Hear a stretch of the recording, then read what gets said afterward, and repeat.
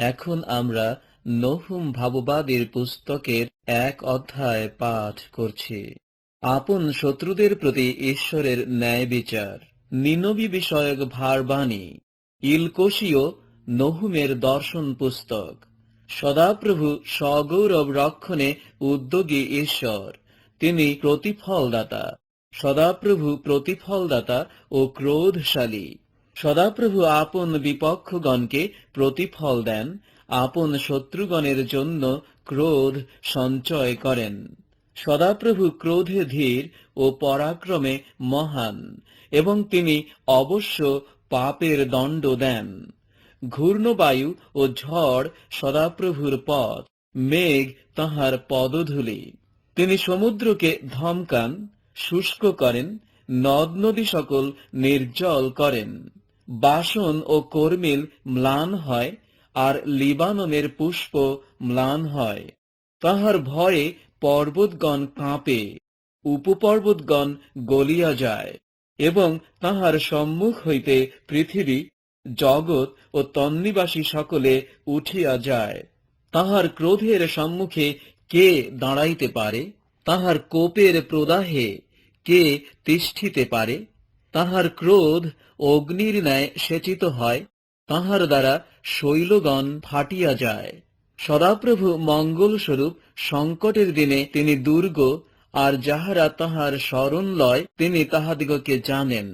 কিন্তু তিনি প্লাবনকারী বন্যা দ্বারা সেই স্থান সংহার করিবেন, এবং আপন শত্রুগণকে অন্ধকারে তাড়াইয়া দিবেন।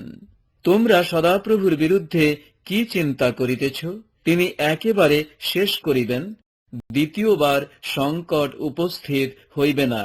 কেননা জড়িত কণ্টকের ন্যায় ও মদ্যপানে আর্দ্র হইলেও তাহারা শুষ্ক খড়ের ন্যায় নিঃশেষে অগ্নিভক্ষিত হইবে। হে নিনবী, একজন তোমা হইতে উৎপন্ন হইয়াছে, যে সদাপ্রভুর বিরুদ্ধে কুকল্পনা করিতেছে, যে পাষণ্ডতার মন্ত্রণা দেয়। সদাপ্রভু এই কথা কহেন, পূর্ণ শক্তি ও বহু সংখ্যক হইলেও তাহারা অমনি ছিন্ন হইবে, এবং রাজা অতীত হইবে। হে জিহুদা, আমি তোমাকে নত করিয়াছি, আর নত করিব না। এক্ষণে আমি তোমার স্কন্ধ হইতে তাহার জোয়ালি ভাঙিব, ও তোমার বন্ধন ছেদন করিব। আর হে নিনবী, তোমার বিষয়ে সদাপ্রভু এই আজ্ঞা করিলেন, তোমার নামীয় বীজ আর উক্ত হইবে না। আমি তোমার দেবালয় হইতে খোদিত ও ছাঁচে ঢালা প্রতিমা উচ্ছিন্ন করিব। আমি তোমার কবর প্রস্তুত করিব, কেননা তুমি পামর। দেখো, পর্বতগণের উপরে তাহারই চরণ, যে সুসমাচার প্রচার করে, শান্তি ঘোষণা করে। হে জিহুদা, তুমি আপন পর্ব সকল পালন করো, আপন মানত সকল পূর্ণ করো, কেননা পাষণ্ড আর তোমার মধ্যে যাতায়াত করিবে না, সে সর্বতভাবে উচ্ছিন্ন হইল। এখন আমরা নহুম 2 অধ্যায় পাঠ করছি। নিনবীর অবরোধ ও পতন। খণ্ড বিখণ্ডকারী তোমার বিরুদ্ধে উঠিয়া আসিয়াছে। তুমি দুর্গ রক্ষা করো, পথে প্রহরী কার্য করো, কটিদেশ কষিয়া বাঁধো, আপনাকে অতিশয় বলবান করো। কারণ সদাপ্রভু ইসরায়েলের শ্রীর ন্যায় যাকবের শ্রীকে পুনরায় সতেজ করিতে উদ্যত। কারণ শূন্যকারীরা তাহাদিগকে ভাণ্ডবৎ শূন্য করিয়াছে, ও তাহাদের দ্রাক্ষালতা সকল বিনষ্ট করিয়াছে। উহার বীরগণের ঢাল রক্তিকৃত, বিক্রমীগণ লোহিত বর্ণ বস্ত্র পরিহিত। উহার আয়োজন দিনে রথ সকল ঝলসিয়া উঠে, ও বর্ষা সকল চালিত হয়। পথে পথে রথ সকল উন্মত্তের ন্যায় চলে, প্রশস্ত চকে দৌড়াইতে দৌড়াইতে পরস্পর আঘাত করে। তাহাদের আভা দেউটির ন্যায়, তাহারা বিদ্যুতের ন্যায় ধাবমান হয়। রাজা আপন কুলীনবর্গকে স্মরণ করেন, তাহারা গমনে স্খলিত হয়। প্রাচীরের দিকে দৌড়াদৌড়ি হইতেছে, অবরোধ যন্ত্র স্থাপন করা গিয়াছে। নদীর দ্বার সকল খুলিয়া গেল, প্রাসাদ বিলীন হইল। হাঁ, ইহা নিরূপিত। নিনবী বিবস্ত্রা হইয়াছে, নীতা হইতেছে, ও তাহার দাসীগণ কপতের ধ্বনির ন্যায় শোকধ্বনি করিতেছে, বক্ষস্থলে করাঘাত করিতেছে। নিনবী তো জন্মাবধি জলপূর্ণ পুষ্করিণী স্বরূপা, কিন্তু সকলে পলায়ন করিতেছে। দাঁড়াও দাঁড়াও বলিলেও কেহ মুখ ফিরায় না। তোমরা রৌপ্য লুট করো, স্বর্ণ লুট করো, আয়োজিত সামগ্রীর শেষ নাই। সর্বপ্রকার রত্নের প্রতাপ আছে। সে শূন্য, শূন্যীকৃত ও উৎসন্ন, আর হৃদয় গলিত ও জানুতে জানুতে ঠেকাঠেকি হইল। এবং সকলের কোটি দেশে অঙ্গগ্রহ ও মনুষ্যমাত্রের মুখ কালিমাযুক্ত। কোথায় সেই সিংহগণের গর্ত, যুবা কেশরীদের সেই ভোজন স্থান, যে স্থানে সিংহ, সিংহী ও সিংহ শাবক বিহার করিত? ভয় দেখাইবার কেহ ছিল না।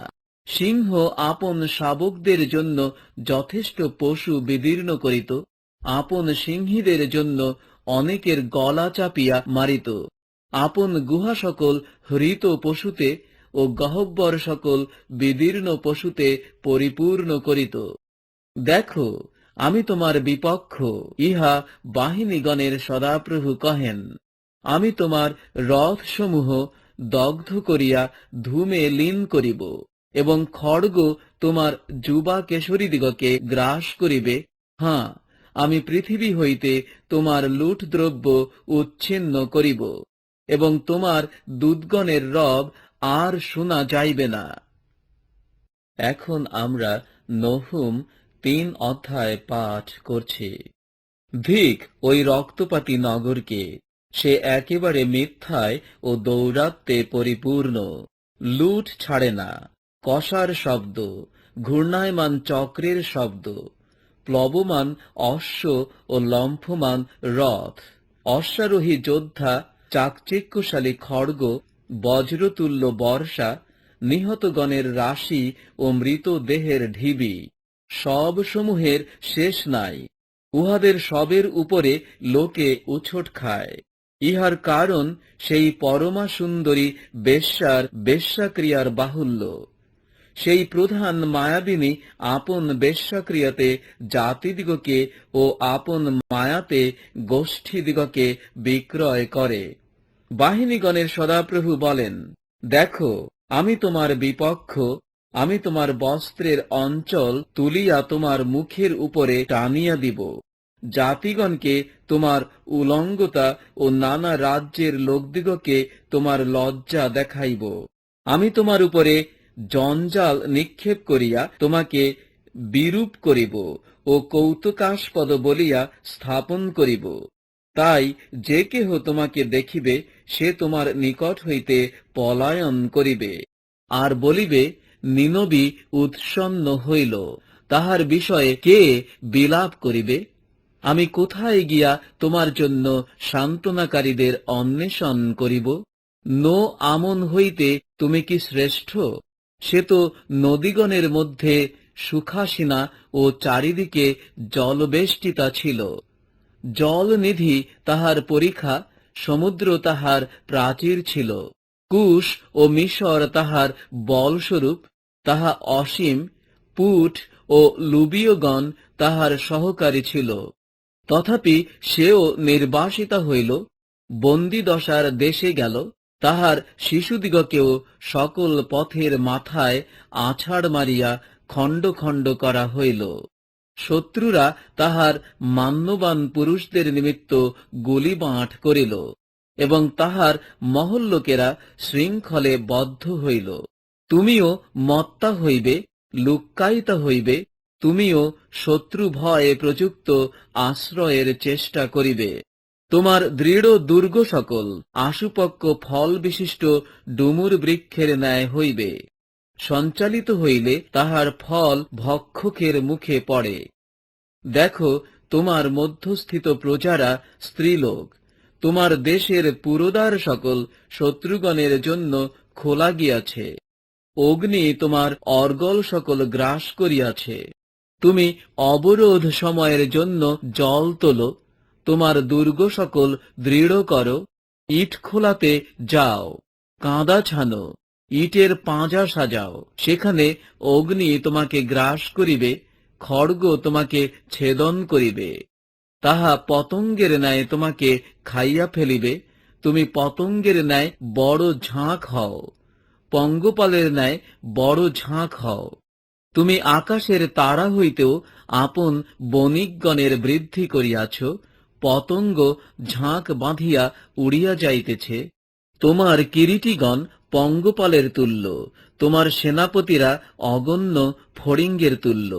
ফড়িঙ্গ তো শীতের দিনে বেড়াতে আশ্রয় লয়, কিন্তু সূর্যোদয় হইলে উড়িয়া যায়। কোন স্থানে গেল তাহা জানা যায় না।